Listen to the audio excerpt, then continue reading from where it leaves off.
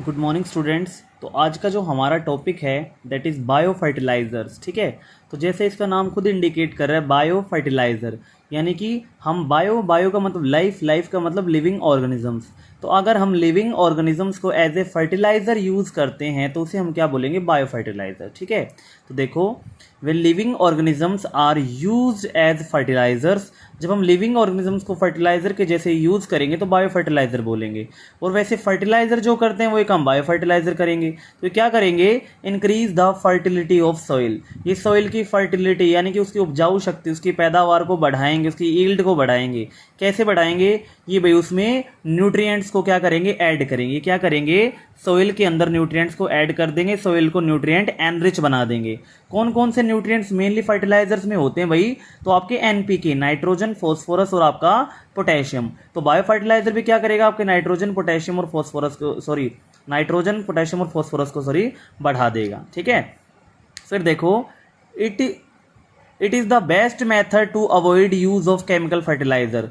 ये सबसे best method है। ठीक है, बायो फर्टिलाइजर जो हम यूज़ करेंगे ये एक बहुत अच्छा मेथड है जो क्या करेगा, हमारे यूज़ को कम कर देगा, केमिकल फर्टिलाइजर के यूज़ को। ठीक है, केमिकल फर्टिलाइजर बोल दो या सिंथेटिक फर्टिलाइजर बोल दो।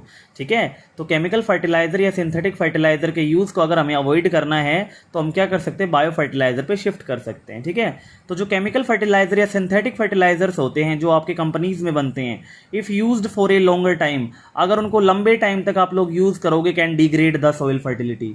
तो वो क्या कर सकते हैं भाई, सॉइल की फर्टिलिटी को डिग्रेड कर सकते हैं। उसके बाद वो सॉइल की बिल्कुल लेस फर्टाइल हो जाएगी, धीरे धीरे उस सॉइल में आपकी यील्ड कम होती चली जाएगी और वो बंजर धरती बन जाएगी। ठीक है, तो देखो also have negative impact on our health.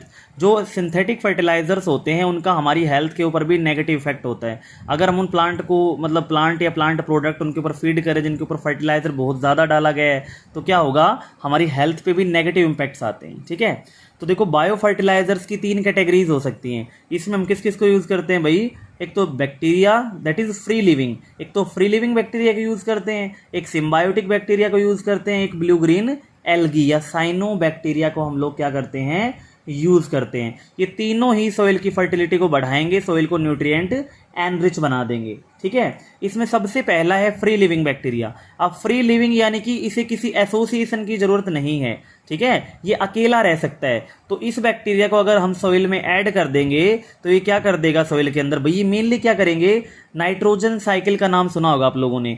जो नाइट्रोजन प्रेजेंट होती है एटमॉस्फेयर में वो प्लांट्स के लिए अवेलेबल नहीं होती, प्लांट्स उसको यूज़ नहीं कर सकता। N2 N triple bond N उसे प्लांट यूज़ नहीं कर सकता।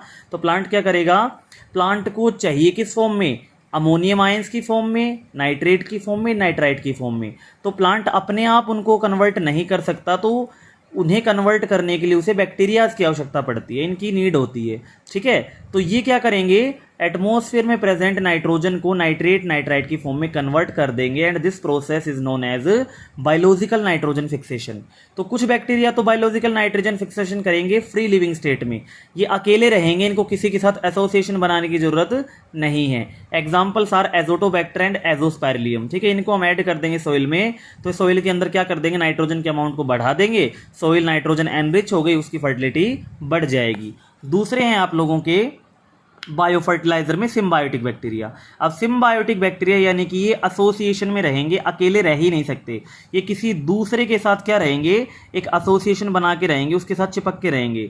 तो ये दो तरीके से एसोसिएशन बनाते हैं, एक तो लेग्यूमिनस प्लांट्स की रूट के साथ, एक नॉन लेग्यूमिनस प्लांट की रूट के साथ। ठीक है, ये एसोसिएशन बनाएंगे लेग्यूमिनस प्लांट की रूट के साथ और नॉन लेग्यूमिनस प्लांट की रूट के साथ।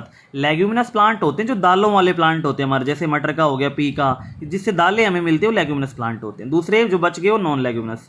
तो लेग्यूमिनस प्लांट के साथ जो एसोसिएशन बनाता है वो होता है आपका राइजोबियम। ठीक है, राइजोबियम एक सिम्बायोटिक बैक्टीरिया है जो आपके लेग्यूमिनस प्लांट के रूट के साथ एसोसिएशन बनाएगा सिम्बायोटिक, और नाइट्रोजन को फिक्स करेगा और प्लांट को नाइट्रोजन प्रोवाइड करेगा। बदले में इसे क्या मिलेगा, प्लांट से अपना फूड मिल जाएगा, प्लांट फूड सिंथेसाइज करेगा तो भाई ये उससे फूड ले लेगा। देखो सिम्बायोटिक एसोसिएशन में तभी प्रेजेंट है जब दोनों को म्यूचुअल बेनिफिट्स होते हैं। तो राइजोबियम तो उसको नाइट्रोजन दे रहा है, बदले में उसी के साथ अटैच है, तो उसका फूड यानी प्लांट ग्लूकोज को सिंथेसाइज करेगा, उसका ये अपटेक कर लेगा। नॉन लेग्यूमिनस प्लांट्स के साथ जो एसोसिएशन बनाता है दैट इज फ्रैंकिया।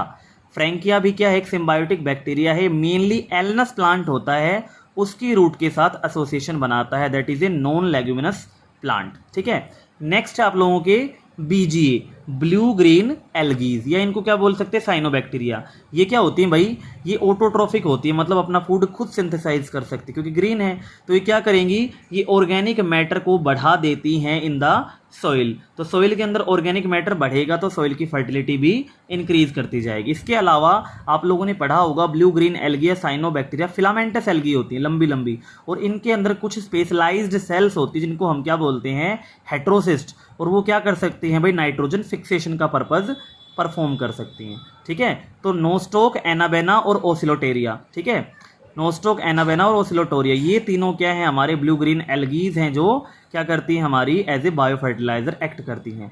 जो पैडी फील्ड होता है, धान का खेत, उसमें भी हम एक ब्लू ग्रीन एल्गी ऐड करते हैं जिसको एजोला बोलते हैं, जो वहाँ पे क्या करेगी, न्यूट्रिएंट एनरिचमेंट करवाती है। ठीक है, नेक्स्ट है हमारा माइकोराइजा। माइकोराइजा क्या होता है, symbiotic association between roots of higher plants and fungi. Higher plants की रूट और फंजाई के बीच में जो सिम्बायोटिक एसोसिएशन होता है उसको माइकोराइजा बोलते हैं। अब यहाँ पे बैक्टीरिया की जगह क्या अटैच है, फंजाई। मेनली जो फंजाई होती है जो यहाँ पे रोल प्ले करती है वो कौन से जीनस की होगी, डिफरेंट डिफरेंट स्पीसीज और जीनस होते हैं, तो ग्लोमस जो जीनस होता है उसकी जो फंजाई होगी वो मेनली माइकोराइजा बनाती है। अब माइकोराइजा दो तरीके की हो सकती है, एक्टोमाइकोराइजा एंड एंडोमाइकोराइजा। तो देखो, एक्टो का मतलब बाहर, एंडो का मतलब अंदर। ठीक है, तो जो आपका जो फंगल कंपोनेंट है इसमें उस फंजाई की हाइफीज होती हैं, ठीक है, उसकी प्लांट बॉडी में लंबी लंबी हाइफीज होती हैं। अगर वो हाइफी प्लांट के बाहर बाहर प्रेजेंट है, उसके प्लांट के इंटरनल ऑर्गन्स तक नहीं जा रही, मतलब एपिडर्मिस, उसके बाद कोर्टेक्स वाले रीजन तक नहीं पहुंच रही, तो उसको एक्टोमाइकोराइजा बोलेंगे।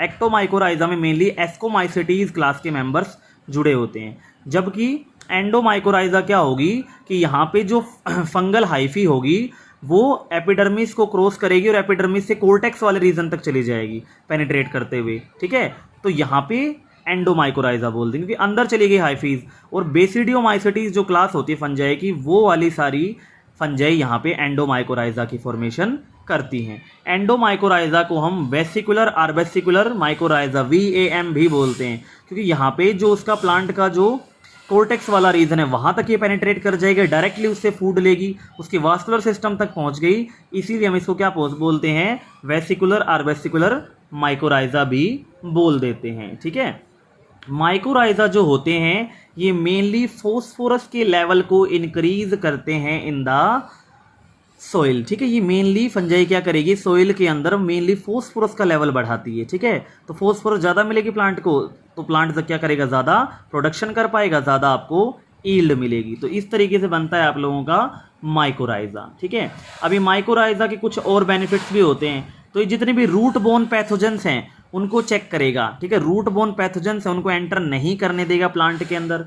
ठीक है, टॉलरेंस बढ़ा देगा प्लांट की सैलिनिटी ड्रोट के लिए, क्योंकि प्लांट की रूट के बाहर से तो क्या प्रेजेंट है, फंजाई।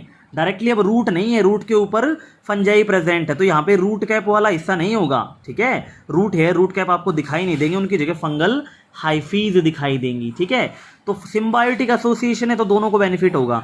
माइकोराइजा तो फंजाई, ठीक है, माइकोराइजा जो है इसमें से जो प्लांट है, प्लांट तो क्या ले लेगा फंजाई से, फॉस्फोरस ले लेगा और अपनी फर्टिलिटी बढ़ा लेगा।